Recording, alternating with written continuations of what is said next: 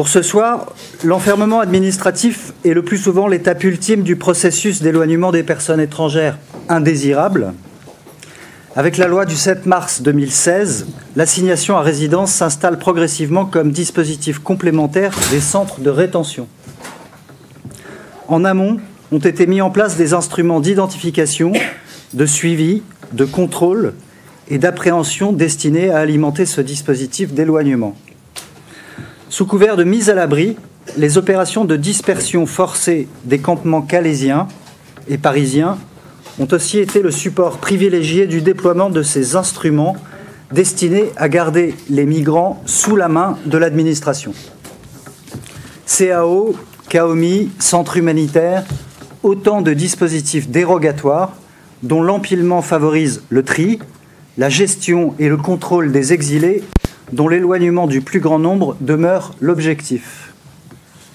Poursuivant son analyse critique du processus d'enfermement, au-delà des seuls lieux où s'exerce physiquement la privation de liberté, l'Observatoire de l'enfermement des étrangers se penche sur ces dispositifs nouveaux de contrôle, dont les modalités et les critères contraignants participent d'une politique de gestion des personnes étrangères jouant sur tous les registres de la coercition. Alors, avant de vous présenter les trois intervenants qui vont introduire notre débat, vous rappelez que l'Observatoire de l'enfermement des étrangers est un mouvement qui réunit une quinzaine d'organisations membres et qui s'organise avec, en gros, une fois par trimestre, depuis 2010, depuis l'année où ça a été fondé, des réunions publiques sur le modèle de ce soir, ouvertes à l'ensemble des personnes que ça intéresse, pour débattre ensemble des problématiques posées par l'enfermement administratif des étrangers.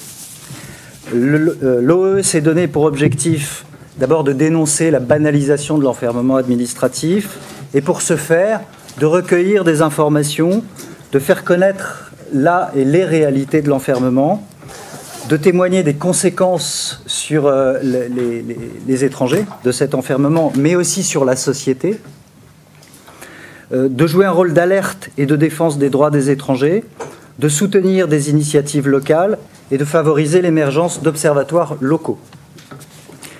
Sur un plan pratique, il existe une liste d'échanges d'informations à Internet de l'Observatoire de l'enfermement des étrangers. Ceux d'entre vous qui sont déjà sur la liste, c'est bon, mais ceux qui n'y sont pas et qui souhaitent y être, on va faire passer un papier. Merci d'indiquer vos noms et adresses mail et on vous inscrira sur cette liste.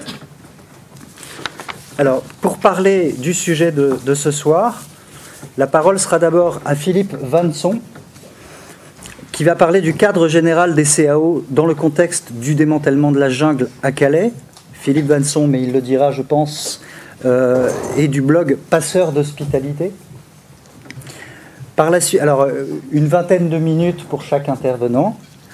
Par la suite, Aurélie Guiton, de Infomi, parlera de l'analyse de la situation dans les CAOMI, dans les centres de ressources pour les mineurs isolés étrangers. Les centres d'accueil et d'orientation pour les mineurs isolés étrangers. D'accord, et non pas les centres de ressources.